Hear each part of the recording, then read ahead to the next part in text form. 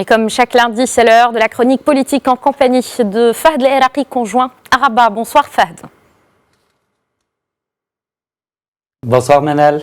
Alors, retour ce soir sur le lancement jeudi dernier par le roi Mohamed VI de la nouvelle stratégie de développement du secteur agricole, Génération Green 2020-2030, et de celle relative au développement du secteur des eaux et forêts du Nord, forêts du Maroc. Dans quel contexte sont lancées ces deux stratégies ? Alors, ce qui est intéressant à relever, Manel, c'est comme vous dites, il y a deux stratégies. Il y a une concernant le secteur agricole, Génération Green 2020-2030, et qui est une continuité, une deuxième étape, si on ose dire, du plan Maroc Vert, d'une stratégie qui a été lancée en 2008 déjà. Et puis, il y a cette deuxième stratégie qui touche cette fois-ci un secteur nouveau, un secteur qui, jusque-là, malheureusement, a été laissé quasiment à l'abandon, et qui est le secteur forestier à travers cette vision qui est Forêt du Maroc. Donc c'est quelque chose, c'est une vision qui va être très bénéfique à ce domaine, tout comme l'a été le plan Maroc Vert pour l'agriculture. Si on se rappelle de l'agriculture marocaine avant 2008, c'est qu'on naviguait quelque part à vue, on avait une culture vivrière un peu, une agriculture très peu moderne, avec quelques, on va dire, exploitations qui étaient tournées vers l'exportation et qui était assez moderne.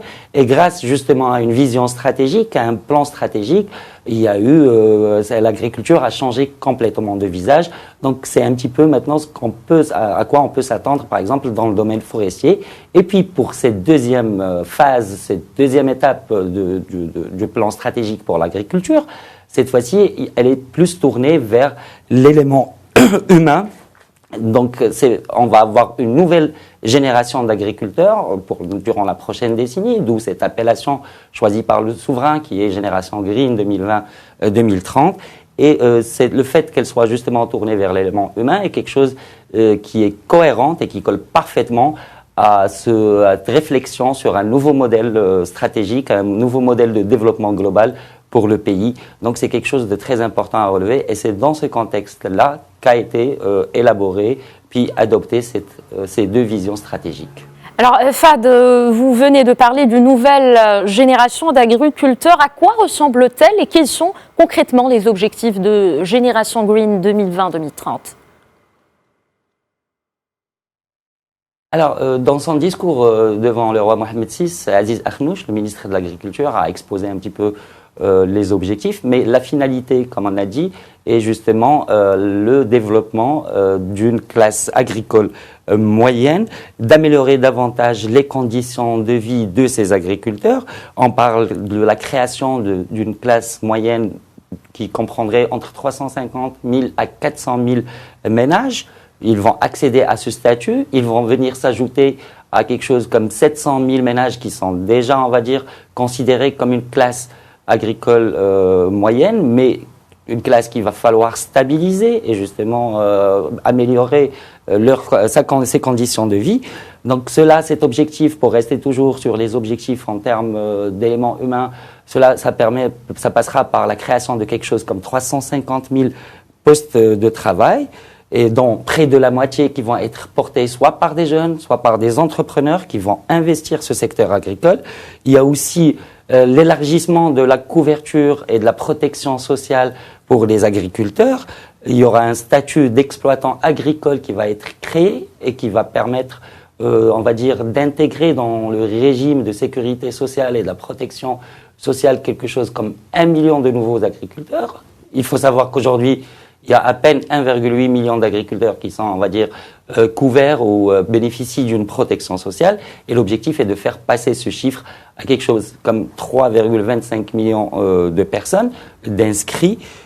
Ça, justement, grâce à ce nouveau statut qui va être créé d'exploitant agricole, mais aussi en mobilisant les entreprises agricoles à déclarer davantage leurs ouvriers. On table sur quelque chose comme 500 000 déclarations additionnelles. Donc, pour résumer, si vous voulez, pour un peu faire le profil type de cette génération agricole 2020-2030, déjà, on aura de plus en plus d'agriculteurs parce que avec ce qui va être lancé, les agriculteurs, les flahs marocains n'auront plus à aller en ville une mauvaise année de sécheresse pour aller voir justement s'il y a du travail, abandonner leurs terres, aller en ville. Donc ils se seront stabilisés, fixés dans le milieu rural parce qu'il y aura les moyens justement de faire de l'agriculture, même on va dire les mauvaises années agricoles avec la notion qu'on a jusque-là, c'est-à-dire les années de sécheresse. Ça sera également, on va dire, une génération qui va bénéficier de cette protection sociale, comme on en a parlé. Ça sera une génération aussi qui va travailler dans de meilleures conditions, parce qu'il y a toute une kyrielle de mesures, on va dire, qui va être lancée, qui va permettre une meilleure valorisation et une meilleure productivité.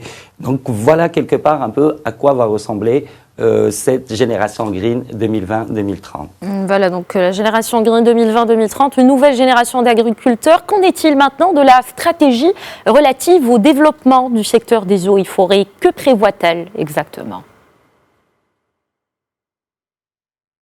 Alors justement, pour les forêts, là aussi il y a encore pas mal d'objectifs, mais c'est un secteur, comme on a dit, où il y a quasiment tout à faire. Il y a d'abord cet aspect réglementaire, il y aura la création de nouvelles agences pour piloter un peu ce secteur, pour l'encadrer, avec l'implication et la coordination évidemment des acteurs locaux qui seront impliqués dans la gestion des affaires forestières. On peut parler aussi de cette superficie de 120 000 hectares qui sera, on va dire, valorisée et qui sera plutôt, je veux dire, ouverte à l'investissement privé. Et on parle de la valorisation aussi d'une dizaine de parcs nationaux. La filière de l'écotourisme a pour objectif, justement, dans ce domaine forestier, de drainer jusqu'à 5 milliards de dirhams, je veux dire, en fait, en valeur marchande annuelle. Et il y a aussi, on peut parler de objectif de repeupler 133 000 hectares de forêt et la création de quelque chose comme 27 500 postes de travail. Donc c'est tout un programme qu'on a dit et c'est une bonne chose que d'avoir cette vision pour ce domaine-là qui est, comme vous le savez, vital. La forêt est vitale, que ce soit d'un point de vue environnemental ou que ce soit d'un point de vue, on va dire, économique et social. Merci beaucoup Fahd El Araqi pour cet éclairage en direct depuis notre studio de Rabat. Merci.